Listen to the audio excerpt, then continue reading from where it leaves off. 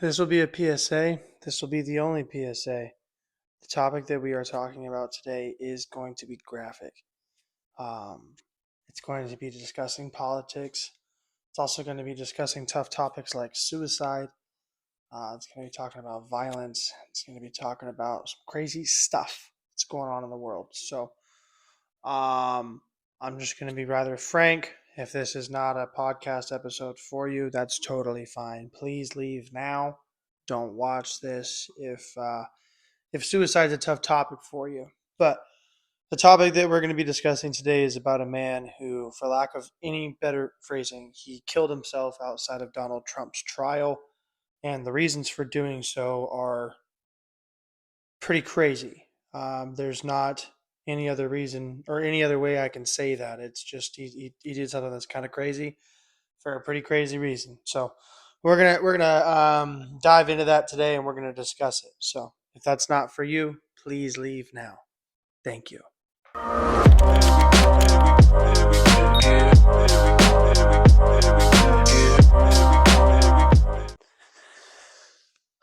Today is April 27th, 2024.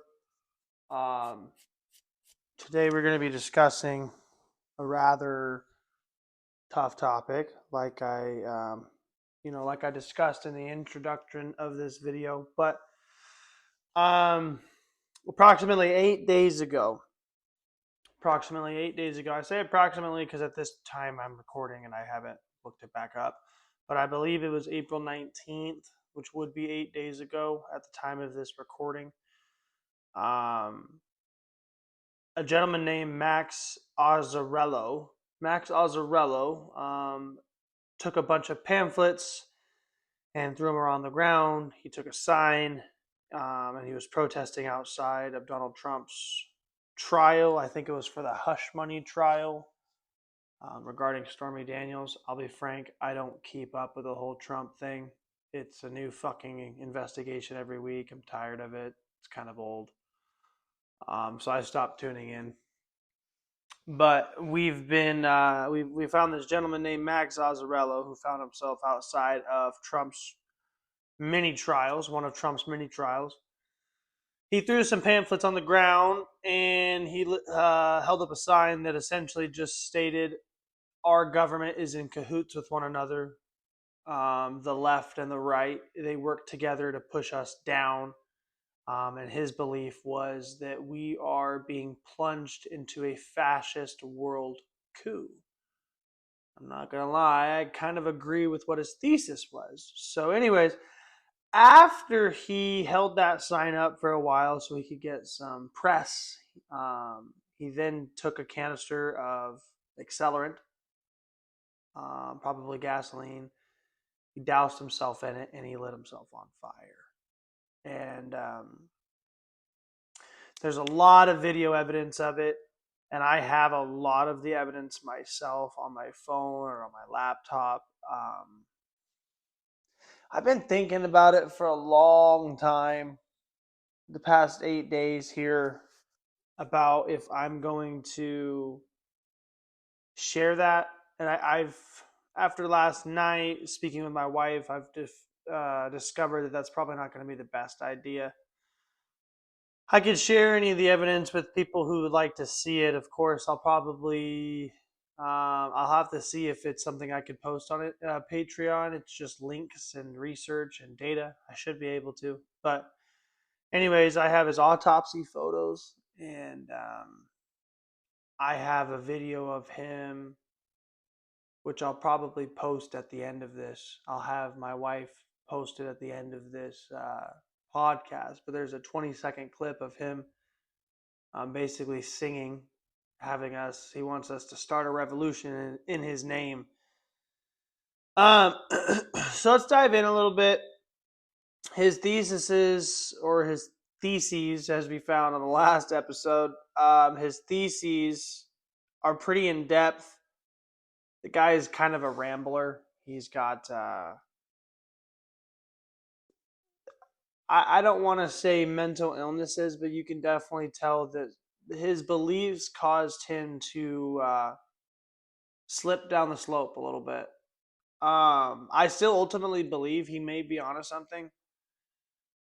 Nobody just kills themselves in front of live television if they don't have a very firm message that they believe in, right? And that's actually the hugest reason why I want to make this episode. I feel that his story is pretty crazy and we need to kind of get it out there a little bit. So, if you guys have ever heard of Substack, substack.com, it's like a blog place, kind of like Reddit, a little bit more professionally attached, if you will. People can go on there, they can vlog, they can blog, they can post anything that they want. A lot of people use it for like recipes and whatnot, or finding independent journalists that they want to research on without having to deal with the restrictions of television, right? That's why a lot of people watch podcasts, is because they're less restrictive than regular daytime television is, right? Nothing crazy there. Just making sure my sound's good, my battery's good. Um, yeah, so he's on Substack. He's got a channel called the Ponzi Papers, and again, he went down a rabbit hole very, very deep. His thesis starts with essentially declaring that our government is a Ponzi scheme, which I don't know how applicable that is, but essentially his argument is that in order to get into government, you have to appease the people that are already in government. And in order to stay in government, you have to appease the people who got you in that position in the first place. Essentially lobbying, right? I'm very anti-lobbying. I think that it gets rid of fair and honest elections because it pays for votes, essentially. So anyways, I would like to quote and read a snippet of one of his Ponzi papers. This is what he posted right before killing himself. Okay. I'm not going to read the whole thing because it's very long. I'll post the link of it to anybody who wants to read it. I'll have it posted in the link, in the caption and in the bio of my YouTube and Spotify. I'll post it there so that way you guys can read it. But anyways, I'm going to read the first two paragraphs here. It says, "My name is Max Azzarello, and I'm an investigative researcher who has set himself on fire outside of the Trump trial in Manhattan. This extreme act of protest is to draw attention to an urgent and important discovery. Quote, we are victims of a totalitarian con, and our own government, along with many of their allies, is about to hit us with an apocalyptic, fascist world coup. These claims sound like fantastical conspiracy theory, but they are not. They are proof of conspiracy." Which, sidebar, pause. That is actually what a conspiracy is. If you remove the conjecture and the exaggerative nonsense of what it's turned into, all a conspiracy is when two or more people work together to commit a crime. That's essentially all a conspiracy really is. The term conspiracy theory was derived and was literally created after JFK was murdered to throw dissent on the civilian population's disbelief in his murder. And I will be talking about that in several other episodes as well. I plan on making a mini series about several murders that the CIA and FBI were directly involved in or helped cover up in our country, along with very many long hours of research that we'll be diving into on that topic, but that's another story. So, conspiracy theories were invented after JFK was killed. It's the only reason that that term exists. But the real word conspiracy, the actual Webster's definition, is that it's just two or more people working together to establish a crime. That is all. So he says they are proof of conspiracy. If you investigate this mountain of research, you will prove them too. If you learn a great deal about Ponzi schemes, you will discover that our life is a lie. If you follow this story in the links below, you will discover the rotten truth of post-truth America. He put that in quotation marks. You will learn the scariest and stupidest story in world history, and you will realize that we are all in a desperate state of emergency that requires your action.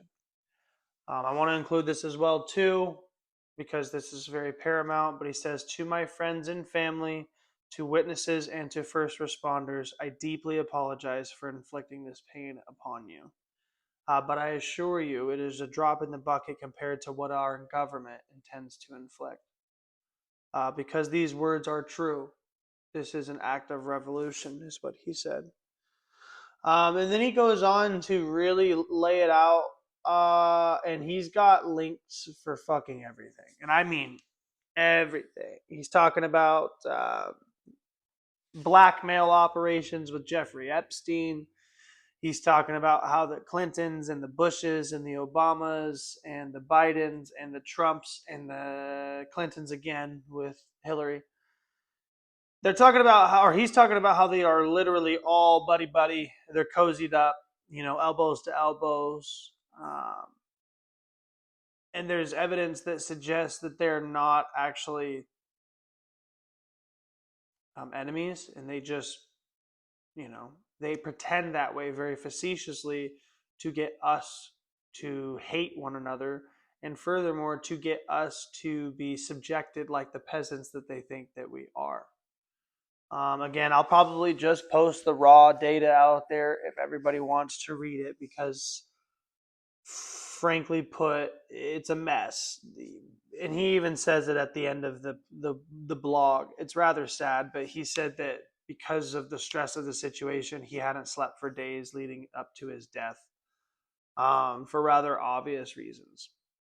But I also want to kind of pivot for a minute before we go into his research and do what's called character analysis. A lot of people are looking to throw dissent upon this man and label him a wackadoodle or just a bunch of negative terms, if you will. They think he's crazy. They think he's a fucking conspiracy theorist. They think he's, as soon as anything like this shit happens, they try to make you sound crazy, right? I believe in a lot of cool stuff, but I don't think I'm crazy at all. I think I'm very well spoken, and I think I'm very well read. So what I will say is, before I jump into this character analysis, I'm going to read some quotes from people who knew him on NBC. But he mentions occasionally in the blogs and in his posts, he says "we" instead of "I," which leads me to assume that he did this research with another person, or a group of people, and those people are still alive, and I would like to talk to those people. So if this ever gets out there and any of these people that knew Max Azzarello would be willing to speak with me, I would like to talk to you guys more. I don't believe that this guy was crazy based off of what I've read. He's very well spoken, and I'll just be blunt. We'll just stop sugarcoating it for a minute. If I look at any one screenshot of my computer here, at any time there are 3 to 4 links posted on the page. It's very well annotated. It's got a bibliography, works cited. There's only a couple of thoughts here that are rather deranged, but I didn't know this, but apparently dozens of writers from the Simpsons show, they went to Harvard, and so that's one of his arguments, and we'll talk about that here in a moment. But yeah, there's a couple of times where he kind of gets off the rails a little bit, but even when he does, he's still spitting. He's still saying shit that makes a lot of rampant sense, and it's kind of crazy because again, he's being painted as a crazy man, and I very much do not think or believe in my heart of hearts this man is crazy. I don't, and I'm not going to pretend that I do. So without further ado, let me get into some of my proof that I have that shows that this guy is very well read, very well spoken. So we got a Doug Johnson. Apparently he was friends with Maxwell for over a decade. And he said, quote, "I was like, no, you got the wrong person. I don't know anybody that would do that." Quote again, just immediately chills up my spine like in total disbelief. So he says, "I keep hearing on the news, how he was a conspiracy theorist, an extremist. And obviously you have to be extreme to do something like he did," Johnson said. "But as far as the way the picture's been painted of him so far, I feel like it's a really inaccurate depiction of him. Let that, you take a moment and you let that determine what you want it to determine. But what I'm hearing, what I'm reading, is that a man in shock, Mr. Johnson, believes, after knowing this man for 10 years, yes, you did something very extreme, but he doesn't believe that that guy's a conspiracy theorist.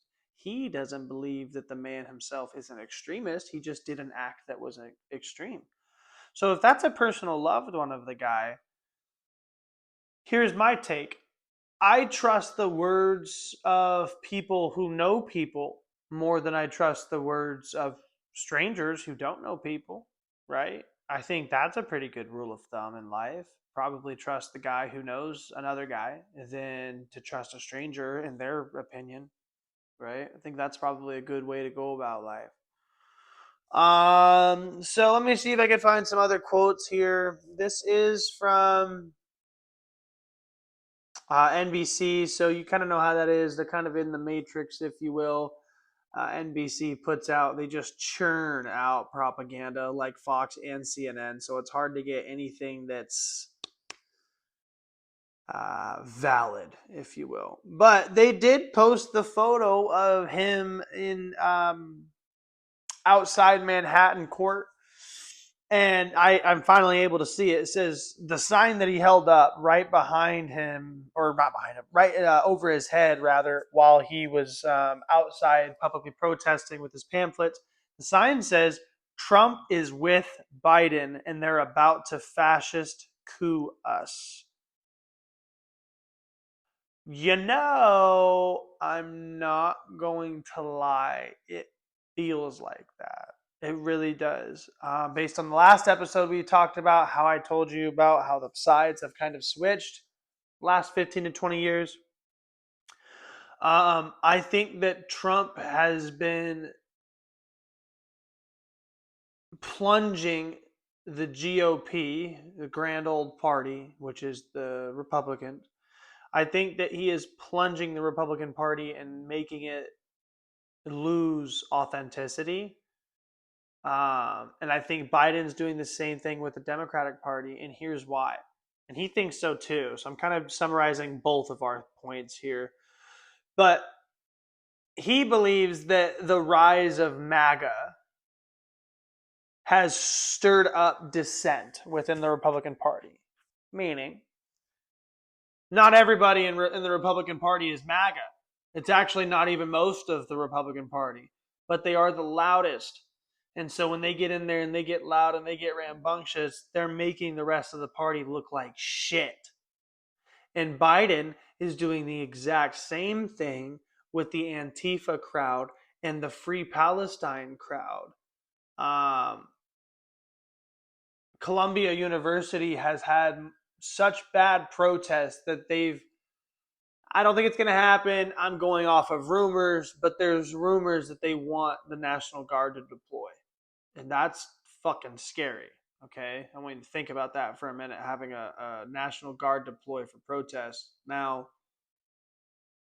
I don't support doing that, but I do support doing that for this situation because we can go on this forever, but the Free Palestine crowd is ignorant and they need a drastic educational and cultural shift in their belief and ideology. A failure to do so is going to lead to a lot of innocent people continuing to be harmed in that region. And I think that a lack of mature dialogue is why we're in this mess. Like with the protests, you're not actually getting any dialogue. You're just fucking screaming and holding signs and, well, if you don't do this, then that, and that doesn't yield benefits. That doesn't yield results. Martin Luther King talks about that. And, a lot of people want to be a civil rights advocate, but they don't actually listen to the people who did it before them and know how to pave the way. Martin Luther King knew how to pave the way. And it doesn't start by radicalizing your base. You have to be educated and well spoken and calm, like what I'm doing right now. If I have a belief that you dislike, but I present it in a calm, mature, and educated manner, it makes it a hell of a lot easier for you to digest than if I just come in your face like this. You're wrong. My guy's right. Fuck you, Never going to get a result when you do that. You're just not. And if you do get a result, it's not going to be a tangible result. It's going to be a negative result based in passion, based in emotion, not based in logic. And that's the exact opposite result of what we're looking for.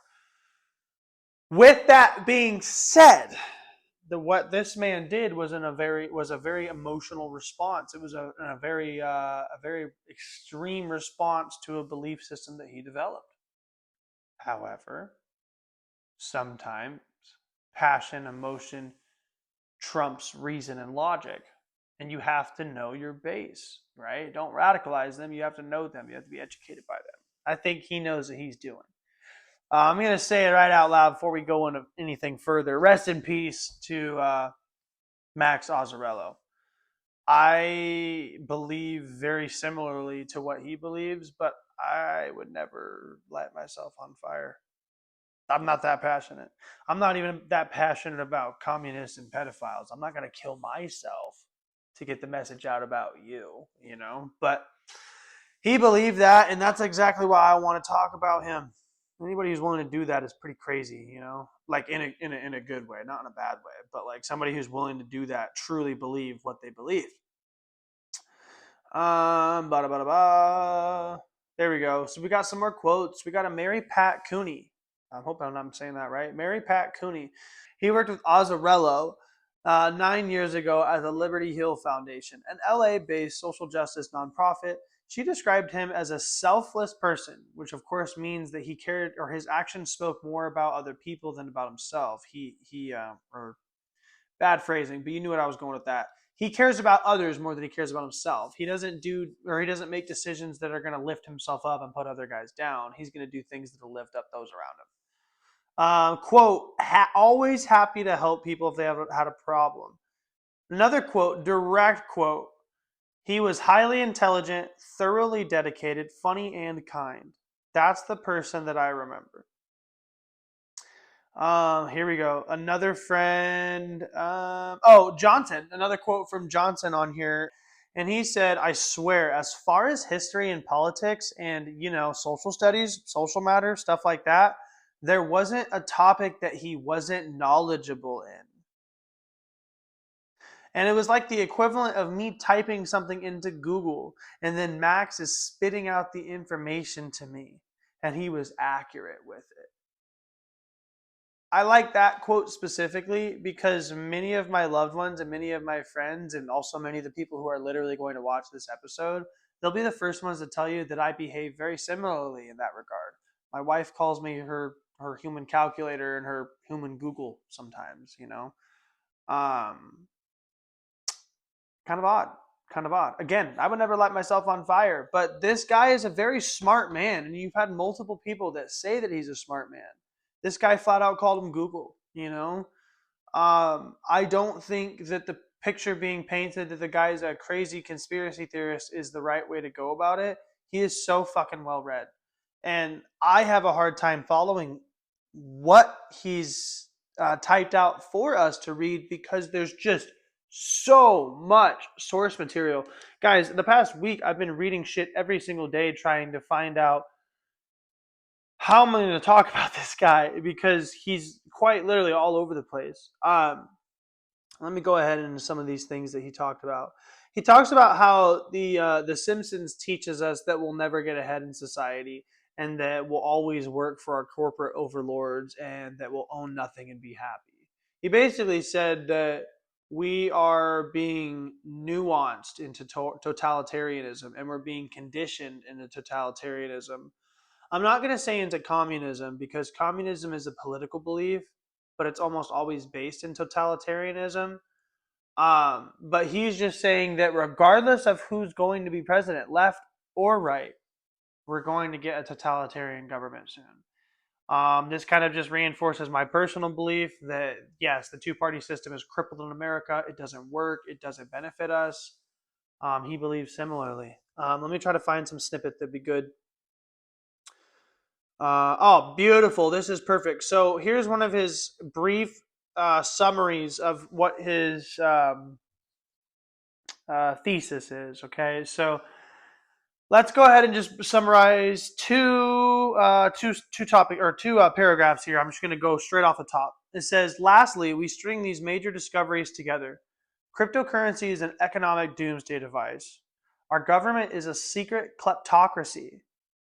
I think kleptocracy means to steal and to re-diversify. Like you steal from one and re-diversify elsewhere. Kind of like Robin Hooding, which is funny because Robin Hood conditions us to think that that's a good thing when theft is theft, no matter who it's being for, right? Theft is theft, no matter what. Our government is a secret kleptocracy. The Simpsons exist to brainwash us. From there, the only research we need is critical thinking, and we're able to piece together the true story of our circumstances. Consider America since 1988. Institutions like healthcare and universities have become parasitic in their skyrocketing prices. Brother said it, and I'm fucking agreeing with it, okay? I agree with that.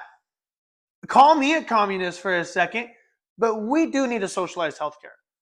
Most of the best European nations are fully capitalist, but they socialized medicine and the results have been phenomenal. The only country that it has not worked in is Canada.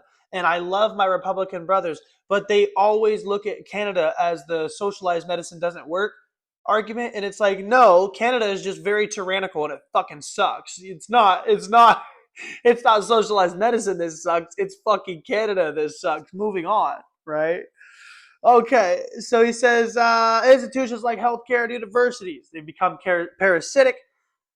News media tells us to be angry and tribalized. Daytime television warns us of moral decay. Local news tells us to fear our neighbors. The Simpsons, and personal paraphrasing, The Simpsons and other TV, thinking like cartoons, Futurama, American Dad, Family Guy, your cartoon sitcoms that have 20 plus seasons and everybody's watching them, right? Um, the Simpsons tells us that we're too oafish and we're too divided to save the American dream. Seinfeld tells us to celebrate the assholes and be irritated by all the normal people around us. Reality TV tells us that real life is filled with hedonism and strife. Okay. And I'm going to keep going because he's spitting right now. And this is a pretty good excerpt. Quotes, social media owned by crypto criminals like Mark Zuckerberg and Elon Musk is flooded with nonsense conspiracy theories and memes, reminding us that we are hopeless, helpless, anxious, depressed, ironic, scared, apathetic, escapist, lonely, misguided, and jaded, telling us that we can't do anything but have a laugh at our circumstances. He's been. Liberals mock the hypocrisy of conservatives. Conservatives mock the hypocrisy of liberals, and our collective circumstances erode. The left shouts all cops are bastards, which ensures that they'll be hated by the police and the public, and flies in the face of leftist theory. The public's distrust of the government is at an all-time high, but so is the belief that we are helpless to do anything about it. And with all of this, a sharp rise in apocalyptic messaging. Climate change will kill us all. COVID will kill us all. Vaccines will kill us all. AI will kill us all. No matter the bubbles we ascribe to, we're bombarded with existential crises with no solutions. We've seen a surge in apocalyptic film, literature, and video games that tells us there is no way out of our poor circumstances but with total societal breakdown. Zombies tell us that the public is our enemy. If you go to your nearest convenience store, you can buy a can of water called liquid death. This is our rotten farce. For our entire lives, we have been flooded with media designed to slowly steer us into a world where the American dream was dead, where the public was fully divided against itself, where everybody believed we were powerless to do anything about our worsening circumstances. It is all so they can organize an unprecedented, apocalyptic rug pull on the entire populace as they pivot into fascism, which is perhaps best understood as kleptocracy at the barrel of a gun. When we piece it all together, we understand the truth. We are in a totalitarian doomsday cult. So there you go. This guy is poetic. Okay, he's very poetic in his terminology and in his verbiage, and I love every bit of it. I just gave you probably 10% of his total blog on the day that he died. And again, I will post this blog on my descriptor for my videos. I do want you guys to read his theses. I do want you guys to read who he was as a person because, again, I went down this rabbit hole pretty quickly. I saw that the guy killed himself on live television. Um, I've seen the entire evidence. I've seen witness testimonies. I've seen people Snapchat reels. What I will just rather bluntly state, anybody who reads this shit that he wrote, there's only one or two times where I was like, okay, that was kind of a miss, you know? Almost everything that he said and everything that I just read out loud for you guys to hear as well, he's spitting. He's literally just everything he says is verifiably correct, you know? I really like what he talks about regarding Bill Clinton. He said that in his, I think it was in his acceptance speech or in one of his campaign speeches in shit, I don't know what year it was, but anyways, he basically was making fun of a guy named Mike Dukakis, and he was just talking about how this is all symbolic and it's not like, why would you do that? You know what I mean? So he breaks it down in a very, very good way. He talks about the CIA director George H.W. Bush, who I don't know if I want to say it out loud, but I'm probably going to say it out loud. Um, George H.W. Bush and Lyndon B. Johnson were directly involved in the John F. Kennedy assassination. It's a big, big reason why George W. Bush became the director of the CIA, is so he could murky the waters up. And it's also a bigger reason why he and his son became presidents in our White House.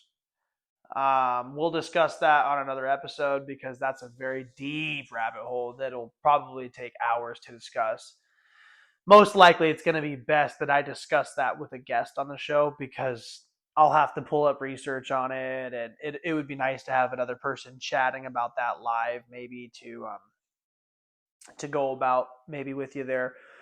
But I do urge you guys to read all of his stuff. I don't recommend you go down the rabbit hole like I did and go find the video of this guy lighting himself on fire. It's it's sad. Depending on the footage that you'll find, you'll hear him, and yeah, it's sad, right? But again, based off of what I just read for you, he's so well read and intelligent that I do think he knows something that I haven't read yet that's gonna blow the lid off. And here's what I would like to talk about too, real quick. I'm gonna lean in a little bit. He most of his research has been scrubbed from the internet. His Substack is the one account that has not been taken offline.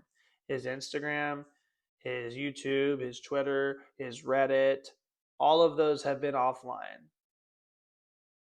Why? Why? Why would we remove this man's freedom of speech when one of his literal arguments was that we're losing freedom of speech and that we're losing our right to choose our own presidents? Kind of proving the guy's fucking points, don't you think? Like, Max Azzarello, I think he was a pretty cool guy.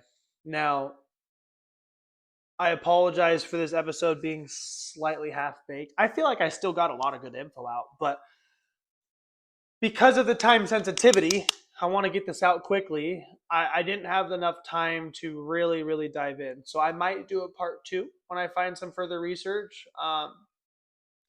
I don't recommend going on TikTok for your research on Max Azzarello. I did for a second, and it's terrible. The evidence out there is just dismal. They're all kind of conspiracying it up. I think let's just focus on his own words, right? Instead of trying to assume and hypothesize how this man behaved, maybe we should just look at how he talked and how he believed. And so that's what I'm choosing to do. However, he wrote hundreds of pages of material, guys, and I've only read through like 20 or 30. So that's where I'm at so far. He talks about Stanley Kubrick, which was the director of several good movies. A lot of people look towards Stanley Kubrick when they think that our moon landing was fake. And I don't think that he actually makes that argument, but he makes the argument that Stanley Kubrick was a CIA asset. And that's actually a pretty cool rabbit hole that I might find myself jumping down because I never knew that. Um, I think that the moon landing definitely did happen, and that'll be another podcast episode because that's an hour-long convo minimum. But um, a lot of people think that Stanley Kubrick is the guy who faked the moon landing, and so if he thinks that he's a CIA asset, that would be interesting to see what other projects that he may have worked on for our federal government, right? Um, I don't go down the rabbit hole of, well, oh, he's a bad guy. He worked for our government. It's like, yeah, sure, he might be a bad guy, but at the same time, let's study him, right? I study Adolf Hitler like a motherfucker because I hope to God it never happens again, right? Shouldn't we be doing that, right? Shouldn't we be studying what's going on in Israel and Palestine to make sure that both sides are fighting correctly? Neither one is, but whole other conversation. So yeah, that's kind of where I'm at today, guys. Maxwell Azzarello, in my firmest, humblest, honest opinion, I think that he was a good man with maybe a couple screws loose. Do I believe in his full conspiracy? I do. I'll be honest, I do. I do genuinely believe that we are being plunged into tyranny. And I didn't originally think that both sides were working together. I didn't. I really fucking didn't. But if you want to know what was one of the light bulbs going off for me, it was when two things that happened this last month. Kennedy's family, his entire family, every last living one of them, publicly endorsed Joe Biden.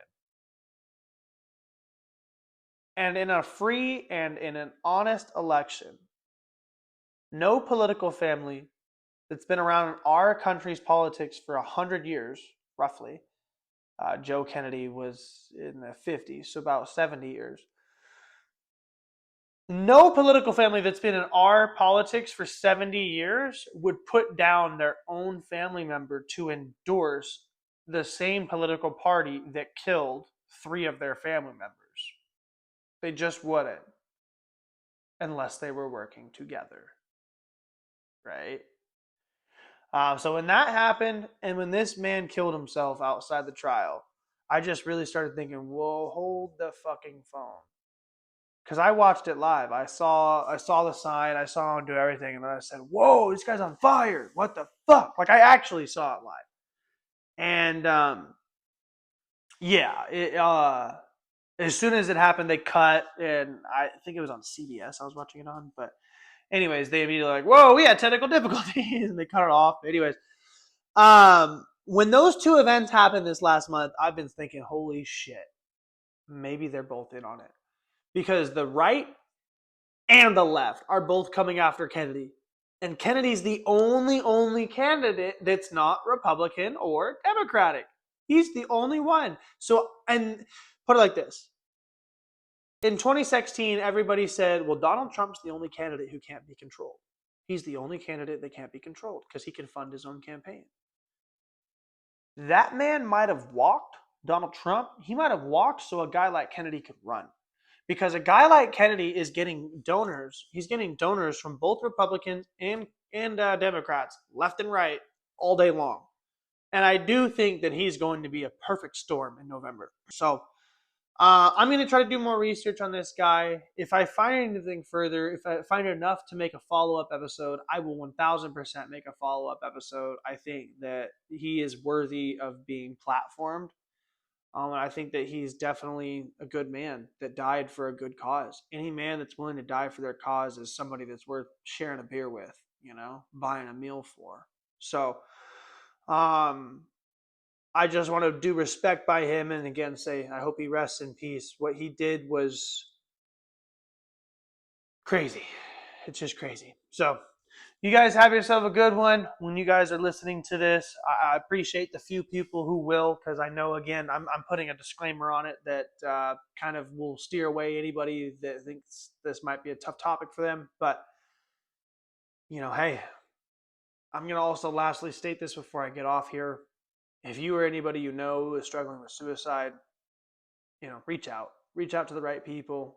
It's not worth making a political statement just to end your life. And I say that as somebody who agrees with the message that this man presented. I think that an organized process or an organized protest with 100 plus people would probably have gotten the message out a lot faster than him having to take his life. So if you're struggling with suicidal ideation, if you're struggling with suicidal thoughts, please reach out to the people that will get you help. If nobody will get you help, you can email me. I will help you as best as I can. I'll be here for you. I've buried a few people to suicide, and it's not a topic that I take lightly. So my email will be in the podcast link as well. If you guys are struggling, you can reach out to me anonymously. I will never have any judgment for you or in your heart or in my heart for the way you're feeling. So you guys have yourself a good weekend. I appreciate you watching this episode, and see you on the next one. Bye. Start a fucking revolution. Start a fucking revolution. Start a fucking revolution. You've got nothing to lose.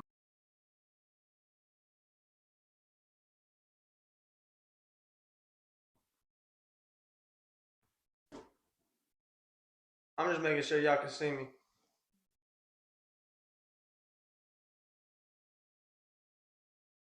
Bitch! Just making sure.